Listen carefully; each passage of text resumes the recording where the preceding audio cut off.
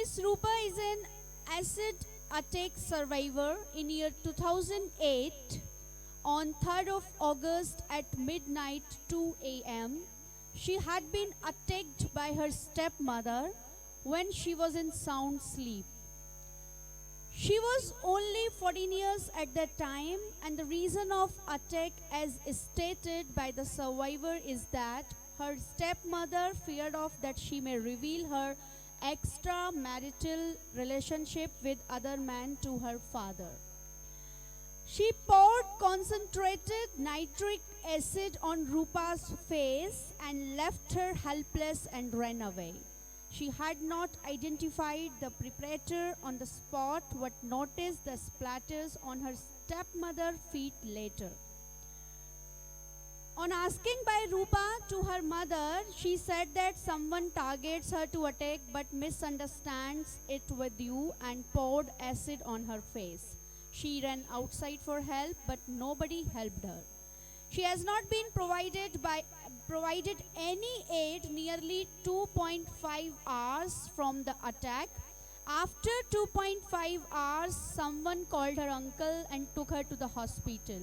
She had been took to Safdarganj Hospital, Delhi for her treatment. Soon after that, she became unconscious. Her face and both shoulders get affected badly by acid. Before attack, she has been given poison 3 times, but luckily she escaped from the situation anyhow.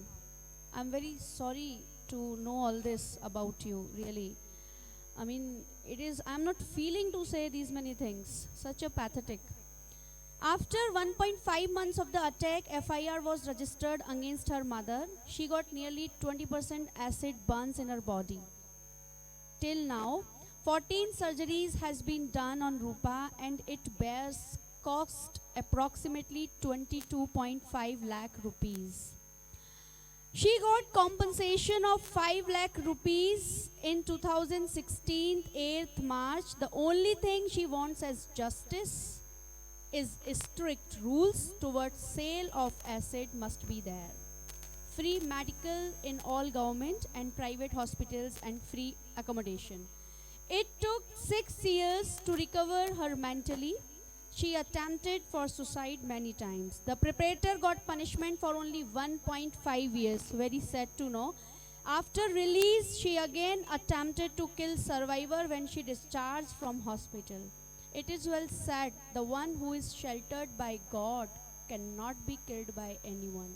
Even if the whole world turned out to be his enemy, they cannot bend even a single strand of his hair. That is very sad to know, Miss Rupa. But मैं चाहूँगी, ये introduction मेरे पास पूरा English में था तो मैंने पढ़ दिया, बट आई नो कि कुछ डिफ़िकल्टीज़ होती हैं हमको समझने में. थोड़ा सा जो मैंने समझा वो मैं आप लोगों को ट्रांसलेट करना चाहूँगी कि मिस रूपा जो हैं एक एसिड अटैक सर्वाइवर हैं और उनकी सौतेली माँ ने उनके ऊपर, जब वो सिर्फ़ और सिर्फ 14 वर्ष की थी, उनके ऊपर एसिड फेंका रात को 2 बजे और वो भाग गई. इसका जो मेन रीज़न था उनको एसिड से जलाने का या मारने का वो ये था कि वो नहीं चाहती थी कि उनका जो एक्स्ट्रा अफेयर किसी आदमी के साथ में चल रहा है, वो रूपा को शायद पता चल गया था और उनकी सौतेली माँ नहीं चाहती थी कि उनका एक्स्ट्रा मैरिटल अफेयर वो अपने पापा के साथ में शेयर करे और उनकी सच्चाई उनको रिवील कर दे. इसके चलते उन्होंने ये साजिश की और उनको एसिड फेंक कर मारने की कोशिश की और वो खुद वहाँ से भाग गई. लेटर ऑन वो पकड़ में आई क्योंकि रूपा ने पहचान लिया, कुछ एक छींटे उनके पैर पे भी पड़े थे, तो उससे समझ में आया कि शायद इन्होंने ही ऐसा किया है. और सिर्फ यहीं पे उनकी जो चीज़ थी, वो जो साजिश थी, वो थमी नहीं. इससे पहले भी वो कई बार रूपा को जहर देके मारने की कोशिश भी कर चुकी थी. कहते हैं ना कि एक क्रिमिनल जो होता है कुछ सालों की सज़ा काट के बरी हो जाता है, लेकिन वो घाव, वो दर्द हम जो विक्टिम होते हैं वो ज़िंदगी भर सहते हैं और उनसे बयां करते नहीं बनता. पर मैं फिर भी आज चाहूँगी रूपा साहब स्टेज पर आएँ और आप बीती स्वयं ही हम सबको बताएं, जैसे कि हम ज़्यादा फील कर पाएँ कि उनके साथ क्या हुआ. So I would like to request Miss Rupa Sir, please come forward on the stage.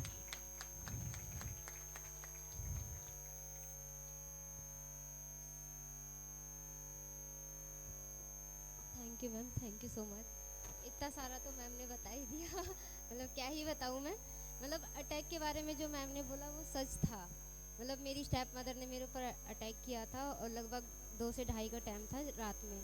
मतलब मुझे नहीं लग रहा था कि वो मतलब एक होता है ना कि माँ के ऊपर कौन शक करेगा, चाहे वो सौतीली ही हो चाहे वो अपनी हो।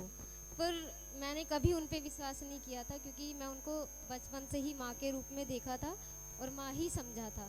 क्योंकि मेरे पापा जब मैं 2.5 साल की थी तब मेरी मम्मी एक्सपायर हो गई थी, तो पापा ने दूसरी शादी कर ली और मेरा एक छोटा भाई था, वो 1 से सवा महीने का था। तो बचपन से ही चाचा जी ने और दादी बाबा जी ने हमारी परवरिश करी, तो हमने कभी उनको देखा ही नहीं, कभी उनके पास रहे नहीं। बट अटैक से 1 साल करीबन मैं उनके पास गई थी। कुछ समय तक तो उन्होंने मतलब इतना प्यार दिखाया, तो मुझे लगा कि शायद वो बदल गई हैं। मतलब उन्होंने मतलब अपनी गोद में बैठा के मुझे खाना खिलाया और इतने प्यार से मुझे रखने लगी, तो मुझे लगा यार एक लेडीज कुछ सालों में इतना कैसे बदल सकती है। फिर अचानक से मतलब कुछ ऐसा हुआ कि जो मैं आज तक भी विश्वास नहीं कर पाती कभी कभार। लेकिन मैं जब उनसे मिलती हूँ ना, उनकी शक्ल देखती तो ऐसे ही लगता है कि हाँ ये कर सकती है, बिल्कुल कर सकती है। जो लेडीज इतने साल में नहीं बदली वो अचानक कैसे बदल जाएगी। वो तो उनका एक मकसद था इतना प्यार दिखाने का, इतना सब कुछ करने का, क्योंकि वो मुझे मारना ही चाहती थी। इतना सब कुछ होने के बाद वो नहीं पीछे हट सकती थी। एसिड अटैक हुआ, उसके बाद वो 1.5 साल के बाद छूट के आ गई। मतलब बड़ी मुश्किलों के बाद मैंने एफआईआर वगैरह भी करवाई। मेरे पापा ने मुझे आज तक सपोर्ट नहीं किया। उनका कहना यही होता है कि मैं गलत हूँ। आज भी मैं अपने फादर से कभी बात नहीं करती हूँ, आज भी मेरा उनका सामना होता है, लेकिन मैं हमेशा उनको ही ब्लेम करती हूँ कि आप ही मेरी एसिड अटैक का कारण हो। क्योंकि मैं उस इसलिए उनको बोलती हूँ क्योंकि अटैक से कुछ समय पहले मैंने उनको बोला था कि मुझे आप अपने साथ दिल्ली लेकर चलो, क्योंकि ये जो अटैक हुआ था मेरे साथ मुजफ्फरनगर में हुआ था। मैं मुजफ्फरनगर से बिलोंग करती हूँ। मैंने उनको बोला कि आप मुझे मेरे साथ अपने साथ लेकर चलिए, शायद मेरे साथ जो गलत होना चाहिए था वो बच जाऊंगी मैं उससे। लेकिन उन्होंने मेरा सपोर्ट नहीं किया। लेकिन होता है ना कि मैं उनको सज़ा देने वाली कौन हूँ। जब वो 1.5 साल के बाद छूट कर आई तो मैंने उनको माफ़ कर दिया कि उनके खुद के भी बच्चे हैं, उनकी 2 बेटियां हैं।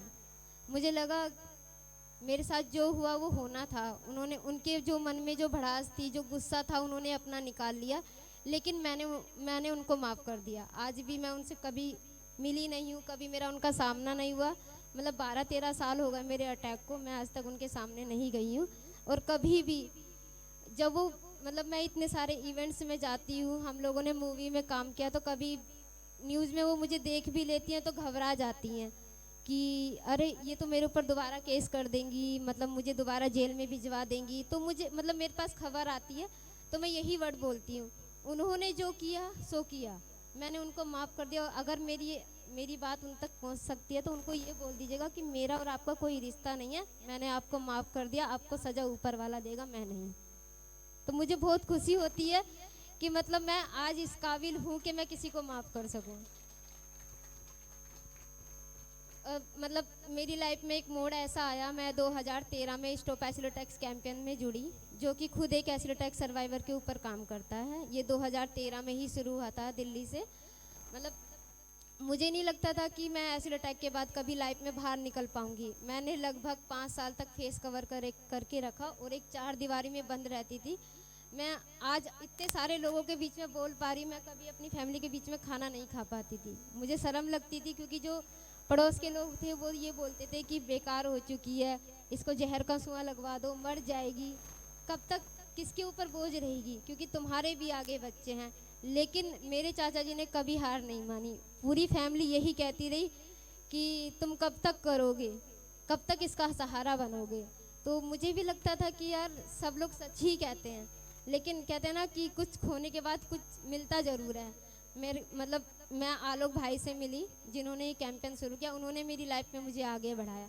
तब से मतलब 2013 से और अब तक मैं मतलब हमारा एक कैफ़े है सीरोज़ हैंगआउट, मैं वहाँ पे जॉब करती हूँ और साथ ही साथ अपनी फैमिली को भी सपोर्ट करती हूँ। मुझे बड़ा अच्छा लगता है कि मतलब जिस समाज ने हमें बाहर निकाल कर एक पीड़िता का रोल दे दिया था कि तुम एक मतलब एक विक्टिम हो, तुम्हें बाहर निकलने का हक नहीं है, तुम एक समाज का हिस्सा नहीं हो। आज वही समाज हमें अपनाता भी है और एक सम्मान भी देता है। हमें सम्मान नहीं चाहिए, सम्मान तो हर कोई दे देता है।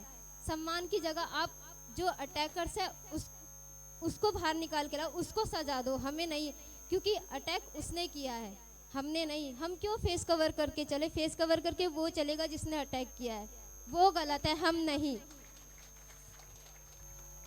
तो बस यही है, इतना ही कहूँगी कि मुझे बहुत अच्छा लगा कि मैं आप लोगों ने मेरी बातें इतने ध्यान से सुनी।